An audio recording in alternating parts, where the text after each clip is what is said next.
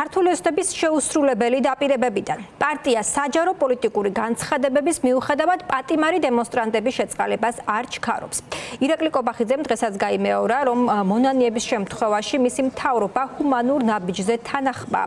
ასეთი გზავნილები ისმის უკვე წელიწადზე მეტია, თუმცა სხვადასხვა საბაბით დაპატიმრებულ დემონსტრანტებს სისტემა ერთმანეთის მიყოლებით ასამართლებს და ციხეში ტოვებს. რამდენიმე საქმის ბრალდებულს თუ მსჯავრდებულს ოფიციალურადაც აქვს მიმართული შეწყალების თუ საპროცესო გარიგების გაფორმების თხოვნით, თუმცა ოცნების მთავრობის მზაობა მხოლოდ სიტყვით შემოიფარგლება. პატიმრების ნაწილი კი არაღიარებული მთავრობის ნებისმიერ წყალობაზე უარს აცხადებს. თემაზე ფორმულა ჟურნალისტი ლიზი ვეკუა მუშაობს, რომელიც ჩვენს ეთერს უერთდება. ლიზი, გითხარი მეტი ირაკლი კობახიძის მორიგი განცხადების ადრესატების პოზიციების და მოლოდინების შესახებ. კიდევ ერთხელ ისაუბრა ქართული ოცნების პრემიერ-მინისტრმა ირაკლი კობახიძემ დღეს სინდისის პატიმრების შეწყალების საკითხთან დაკავშირებით. მან თქვა, რომ უმნიშვნელოვანესია იმისათვის, რომ ციხიდან გამოუშვან ეს ადამიანები სინანული და დანაშაულის აღიარება, თუმცა სხვა რამეს მოწმობს ომარ ფურცელაძის მიერ ჩვენთვის მოწოდებული ინფორმაცია მისი დაცვის ქვეშ მყოფი დანიელ მუმლაძის შესახებ, რომელიც პროევროპული აქციების დროს დააკავეს, მას 3 წლით თავისუფლების აღკვეთა აქვს მისჯილი და ის ამ დროის განმავლობაში უკვე 1 წელია, რაც მიხეილ ყაველაშვილს მიმართავს შეწყალების მოთხოვნით, თუმცა ოჯახს ყოველ ჯერზე მიხეილ ყაველაშვილის მხრიდან მოსდის უარი, რაზეც ომარ ფურცელაძე ამბობს იმას, რომ ეს არის აბსურდული, რაც ის განცხადებები, რომელიც ირაკლი კობახიძისგან დღეს მოვისმინეთ, ასევე აღნიშნავს იმასაც, რომ დანიელ მუმლაძე დანაშაულს აღიარებს მას შემდეგ, რაც ის დააკავეს, მან ითანამშრომლა კიდევაც გამოძიებასთან და არც თავიდანვე არ გაუფორმეს მას საპროცესო შეთანხმება, რაც ასევე ეჭვებს და კითხვებს აჩენს იმასთან დაკავშირებით, თუ ნამდვილად ასე მოხდება ის, რასაც ირაკლი კობახიძე ამდენი ხანია ირწმუნება და ამბობს, რომ არის უმნიშვნელოვანესი სინანული და დანაშაულის აღიარება იმისათვის, რომ გაათავისუფლონ სინდისის პატიმრებით. ციხიდან დანიელ მუმლაძის შემთხვევა არ არის ერთადერთი, როდესაც სინდისის პატიმარმა შეწყალების მოთხოვნით მიმართა მიხეილ ყაველაშვილს, ასეთი არის ფრიდონ ბუბუტეიშვილის შემთხვევაც, რომელმაც რამდენიმე დღის წინ მიმართა ყაველაშვილს შეწყალების თხოვნით, თუმცა ამ დრომდე მისგან პასუხი არ მეუღია. თუ ვინმე განიხილავს შეწყალებას პოლიტიკური პატიმრების, სინდისის პატიმრების მიმართ, როგორც პოლიტიკური განტვირთვის ინსტრუმენტს, ამის გამოყენების დამოუკიდებელი არავითარი ფაქტობრივი გარემოება არ არსებობს და ყველა ის განცხადება, რასაც ქართული ოცნების პოლიტიკური თანამდებობის პირები ამ დღეების განმავლობაში აჟღერებდნენ, არის შეუსაბამო საკანონმდებლო და ნორმატიულ მოთხოვნებით.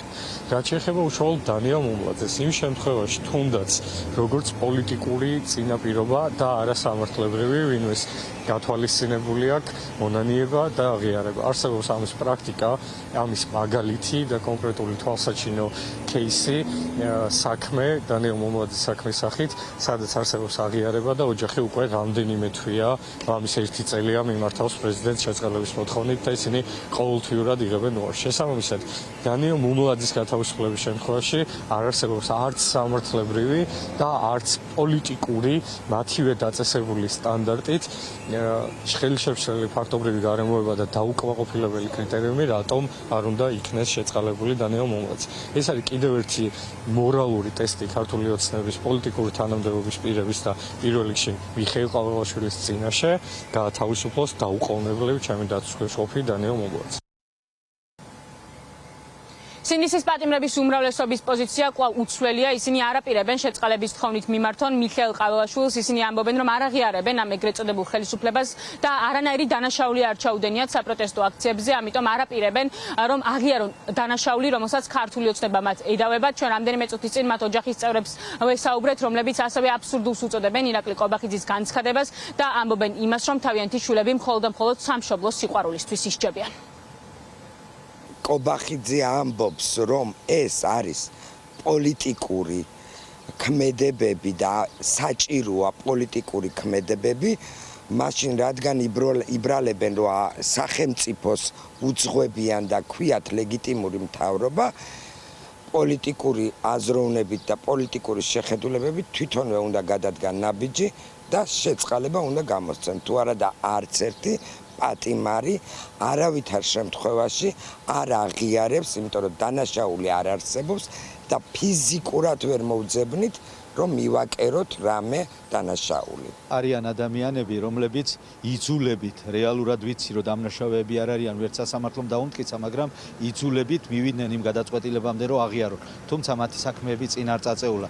რაც შეეხება ადამიანებს, რომლებიც არ აღიარებენ, დანაშაული არ ჩაუდენიათ, პროკურატურამ ვერაფერი ვერ დაუმტკიცა, ვერც ერთს და მათ შორის ჩემს შვილს ზვია ცეცხლაძეს, შესაბამისად, ყობახიძის განცხადება შეიძლება შეფასდეს ძალიან უპასუხისმგებლო და უტიფარ განცხადებად. მე ვფიქრობ, რომ არ მიმართავს საპატრიარქო ან მსგავსი თხოვნით და ამის ნიშნებს ვერ ხედავ, იმიტომ რომ ძალიან შერეული განცხადებებია.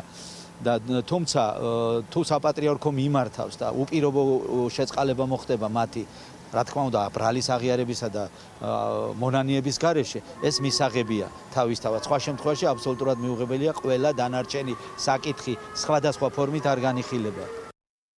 სინდისის პატიმრების საკითხი არ კარგავს აქტუალურობას. ჩვენ პატრიარქის ინტრონიზაციის დღესაც მოვისმინეთ არაერთი სასულიერო პირისგან განცხადება სწორედ სინდისის პატიმრების შეწყალებასთან დაკავშირებით და ახლა მთავარი შეკითხვა არის ის, გაიზიარებს თუ არა ამ განცხადებების შინაარსს მიხეილ ყაბილაშვილი და შეიწყალებს თუ არა რომელიმე სინდისის პატიმარს.